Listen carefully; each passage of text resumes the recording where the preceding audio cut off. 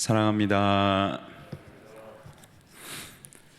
다윗은 사울 왕을 해할 수 있는 아주 좋은 기회를 맞았지만 그는 왕을 죽이지 않았습니다. 공의와 신실함으로 다스리시는 하나님께 모든 처분을 맡겼고, 또 생명의 주인 되신 왕에게 기름을 부으시는 진정한 왕 되신 여호와를 두려워하며 왕을 죽이지 않았습니다.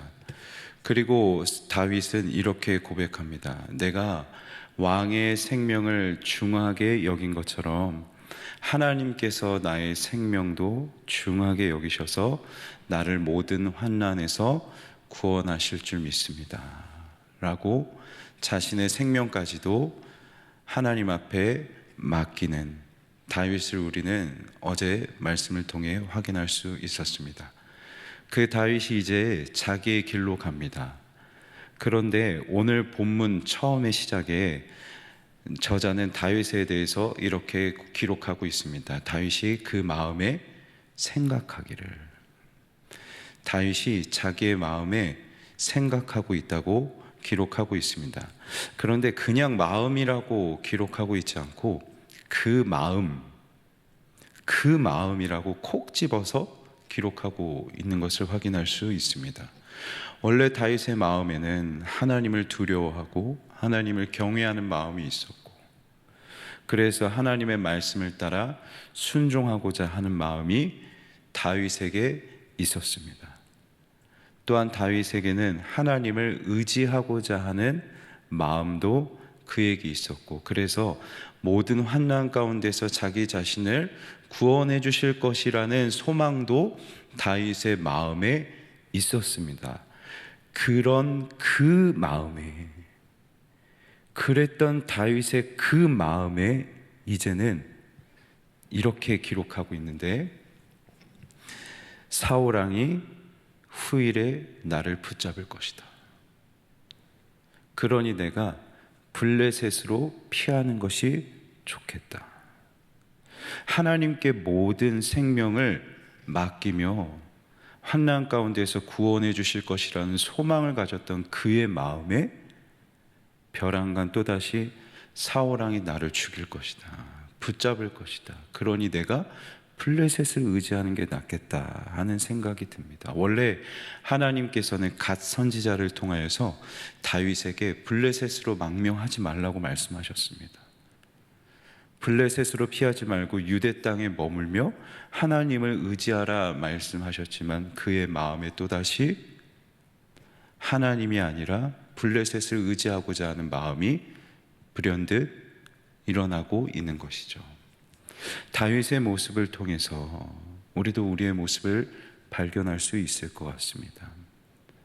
하나님을 의지하였던 마음, 하나님을 경외하며 모든 생명의 처분을 하나님 앞에 맡겼던 그의 마음이 또다시 하나님을 외면하고 하나님의 말씀을 순종하지 않은 마음으로 얼마든지 바뀌었던 것처럼 우리도 하나님을 향한 우리의 마음이 얼마든지 바뀔 수 있음을, 일정하지 않습니다.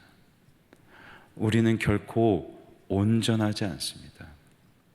다윗처럼 우리 또한 언제든지 하나님을 앞에서 우리의 마음이 변할 수 있음을, 참으로 무능력한 자임을 우리는 기억할 필요가 있는 것이죠. 그렇다면 다윗의 마음이 이렇게 변하게 된 이유가 무엇일까요? 2절에서 이렇게 기록하고 있습니다. 다윗이 일어나 함께 있는 사람 600명과 더불어 가드왕 마옥의 아들 아기스에게로 건너가니라.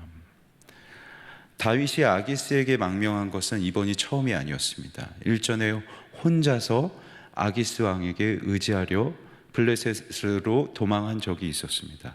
그때 이 아기스의 신하들이 이 다윗은 우리 블레셋 사람을 많이 죽였던 사람이다 라고 다윗을 견제하자 다윗은 위기의식을 느꼈습니다. 그래서 침을 질질 흘려가며 미친 척을 해가면서 다시 그 블레셋을 빠져나온 적이 있었습니다. 그런데 이제는 혼자가 아니에요. 거느리고 있는 600명의 군사들이 있습니다.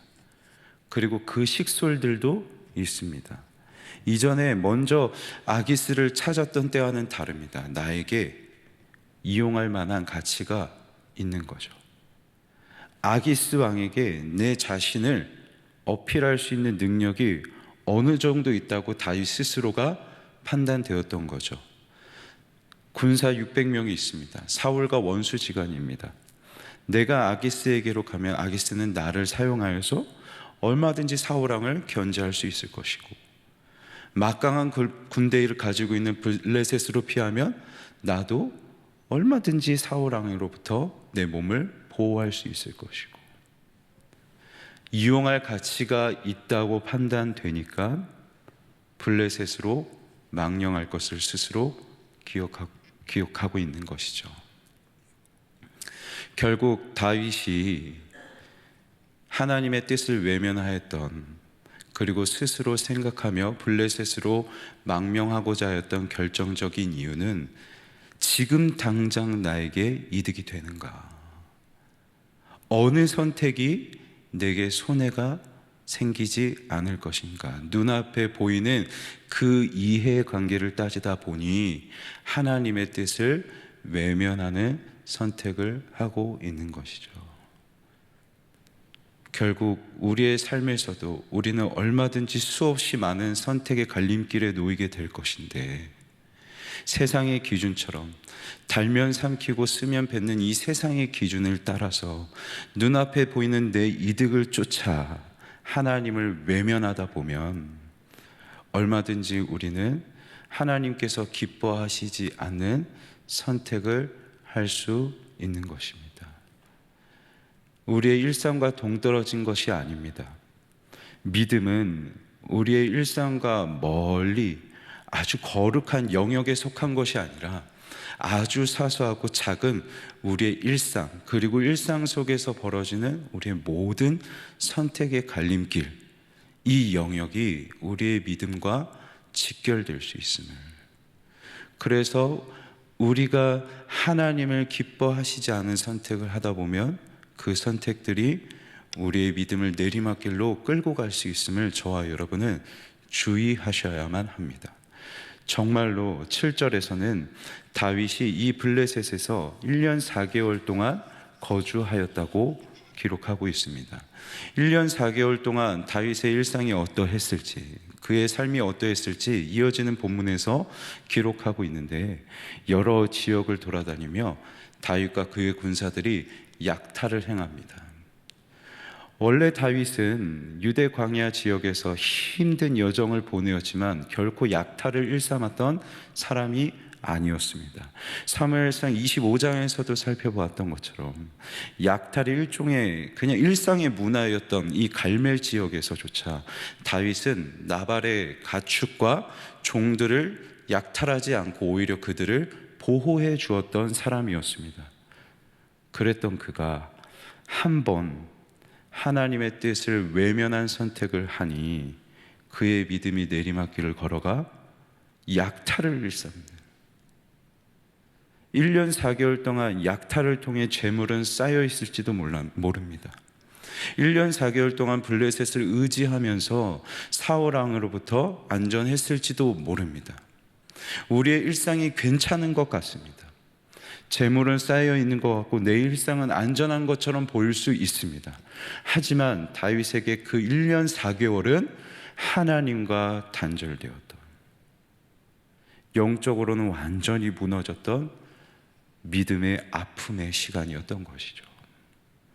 따라서 저와 여러분은 얼마든지 나의 작은 일상의 한순간의 선택이 나의 믿음을 내리막길로 끌고 갈 수 있음을 주의하며 날마다 나 자신을 점검하는 일상을 살아갈 수 있어야 하는 것입니다. 말씀을 맺겠습니다. 다윗이 보여준 것처럼 우리 사람은 결코 온전하지 않습니다. 일정하지도 않습니다. 세상의 문제 앞에서, 어떤 선택의 갈림길에서 눈앞에 당장에 보이는 이득을 위하여 얼마든지 우리는 하나님을 외면할 수 있는 무능력한 자입니다. 따라서 우리는 우리의 일상 가운데서 내 믿음의 안주하는 것이 아니라 나의 믿음을 점검할 수 있어야 할 것입니다. 다윗처럼, 하물며 다윗과 같은 사람도 하나님 앞에서 얼마든지 달라질 수 있었는데 나라고 다를까? 나 같은 사람도 얼마든지 하나님 앞에서 변할 수 있음을 기억하며 날마다 깨어있는 일상을 살아가는 저와 여러분이 되면 좋겠습니다. 그래서 하나님과의 관계가 날마다 안전하고 하나님과 친밀한 교제를 이루어가며 살아가는 저와 여러분의 일상이 되길 주님의 이름으로 간절히 소망합니다.